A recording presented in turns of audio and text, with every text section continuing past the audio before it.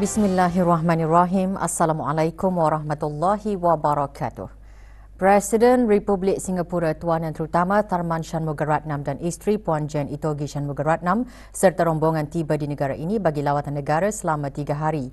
Semasa lawatan negara ke bawah Duli Yang Maha Mulia Paduka Seri Baginda Sultan dan Yang di-Pertuan Negara Brunei Darussalam dan ke bawah Duli Yang Maha Mulia Paduka Seri Baginda Raja Isteri dijangka menerima menghadap Presiden Republik Singapura dan isteri serta rombongan.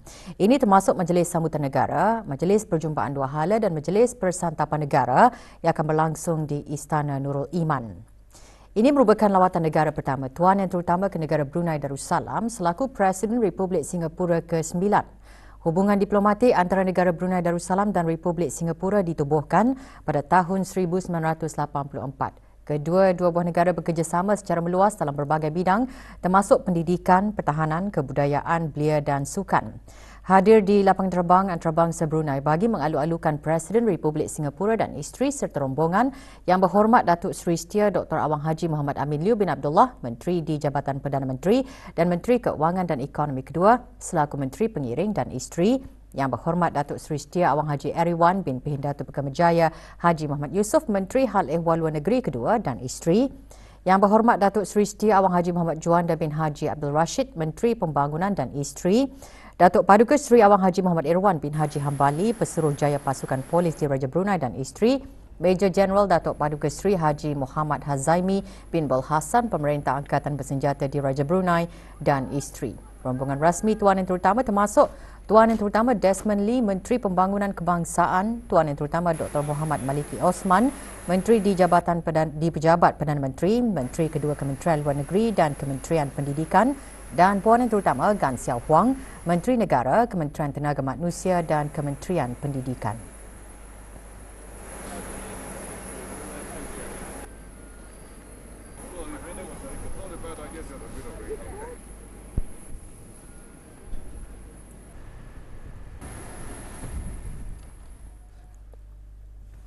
Duli Yang Teramat Mulia Paduka Seri Pengiran Muda Mahkota Pengiran Muda Haji Al-Muhtadi Billah Ibni ke bawah Duli Yang Maha Mulia Paduka Seri Baginda Sultan Haji Hassan Al-Bolkiah Muizzaddin Wad Daulah, Menteri Kanan di Jabatan Perdana Menteri berkenan berangkat ke upacara ketibaan 2 buah dari 4 buah pesawat C295MW baharu ditempah bagi Tentera Udara di Raja Brunei TUDB. Pesawat-pesawat tersebut akan meningkatkan lagi keupayaan TUDB bagi melaksanakan pelbagai misi pengangkutan strategik dan taktikal di peringkat serantau dan antarabangsa. Upacara berlangsung di Pusat Pergerakan Udara Pangkalan Tentera Udara Rimba. Keberangkatan tiba Duli Yang Teramat Mulia dijunjung oleh Yang Berhormat Pehin Datuk Laila Raja Major Jeneral Bersara Datuk Paduka Seri Haji Awang Halbi bin Haji Muhammad Yusof, Menteri di Jabatan Perdana Menteri dan Menteri Pertahanan kedua, Pemerintah Angkatan Bersenjata di Raja Brunei ABDB dan Pemerintah TUDB. Kalimat ringkas disembahkan oleh Pemerintah TUDB dan Head of Region Airbus Asia Pacific and China disusuli dengan tayangan video syarikat Airbus Defence and Space. Duli Yang Teramat Mulia kemudian dijunjung menyaksikan ketibaan pesawat-pesawat berkenaan yang menerima water salute sebagai tanda penghormatan sebaik sahaja melalui military apron.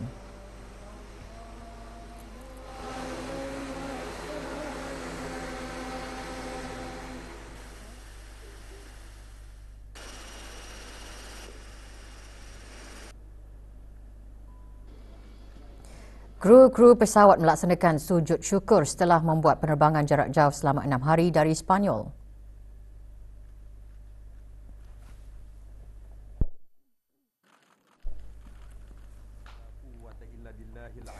Doa selamat dibacakan oleh Komander Haji Ainul Nizam bin Haji Ibrahim, Tentera Laut di Raja Brunei, Pengarah Jabatan Arah Agama ABDB Jamaat.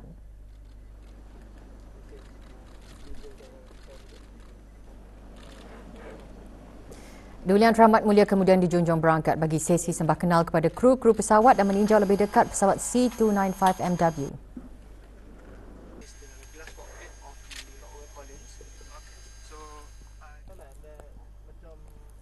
Alhamdulillah.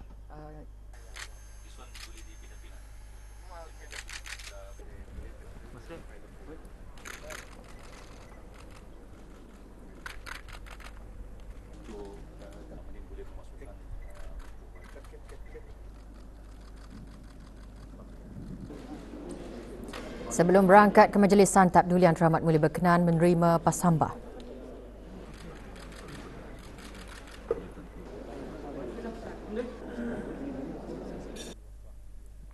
Doa selamat dibacakan oleh Pengarah Jabatan Arah Agama ABDB.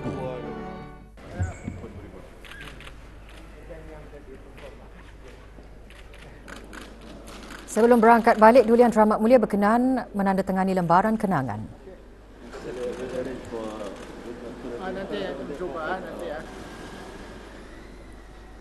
Negara Brunei Darussalam mengiktiraf kepentingan memupuk ekosistem startup atau syarikat perintis. Ini kerana startup tempatan bukan sahaja perniagaan semata-mata tetapi ia adalah benih inovasi yang mendorong negara ke arah kemakmuran pada masa hadapan. Menurut Menteri di Jabatan Perdana Menteri dan Menteri Keuangan dan Ekonomi Kedua yang juga pengerusi Lembaga Kemajuan Ekonomi Brunei LKEB dan Darussalam Enterprise DARE, kerajaan melalui beberapa inisiatif yang dipertingkatkan menyokong pertumbuhan startup dan menyediakan ekosistem untuk perkembangannya. Berucap pada perasmian Sidang Kemuncak Brunei Startup 2024, Yang Berhormat Datuk Seri Setia Dr. Awang Haji Muhammad Amin Liu bin Abdullah juga menggariskan peranan transformatif startup dalam membentuk semula industri dan ekonomi serta menekankan ekosistem startup ASEAN yang berkembang maju dan komitmen negara untuk memudahkan persekitarannya.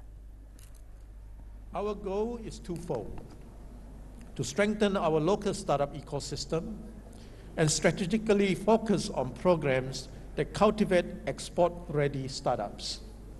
This does not only align with the global trends that also resonates specifically with Brunei Vision 2035's emphasis on economic diversification and sustainable growth.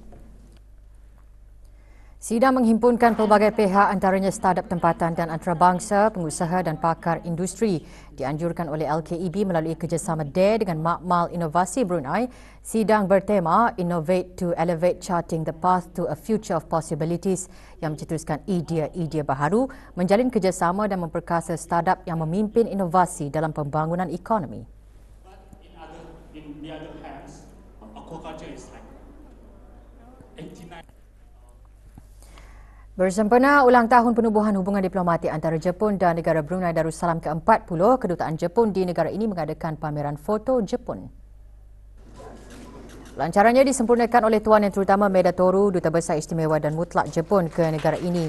Pameran yang diadakan sehingga 20 Februari depan diharap menunjukkan banyak pemandangan dan musim di Jepun dari pelbagai sudut. Bagi meraihkan Persahabatan Jepun-Brunei 2024, Kedutaan Jepun berhasrat mengadakan beberapa acara sepanjang tahun.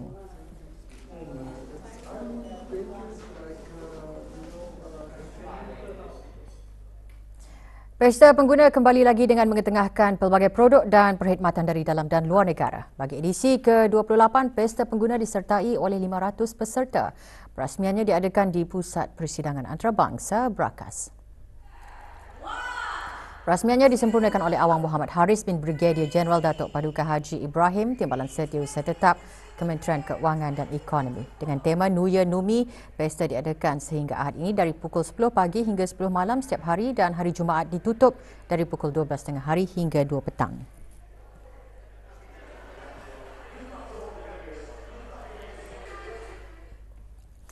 Laporan Wawasan Brunei 2035 mengongsikan perkembangan pelaksanaan dan pencapaian Wawasan Brunei 2035 bagi tempoh tahun 2015 hingga 2022.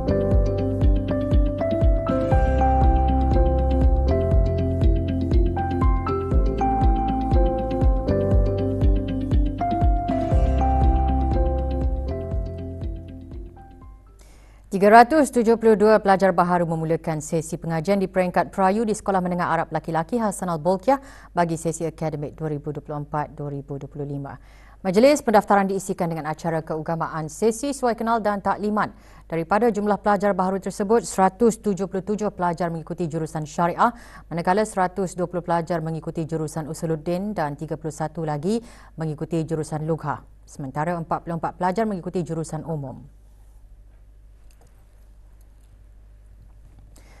9 orang warga negara asing ditahan kerana dipercayai bekerja menggunakan pas lawatan. Dapatan itu adalah hasil operasi kabat JIPK yang menyasarkan sebuah rumah sewa di Mukim Brakas A yang dikendalikan oleh bahagian penguatkuasa Undang-Undang Jabatan Imigresen dan Pendaftaran Kebangsaan JIPK.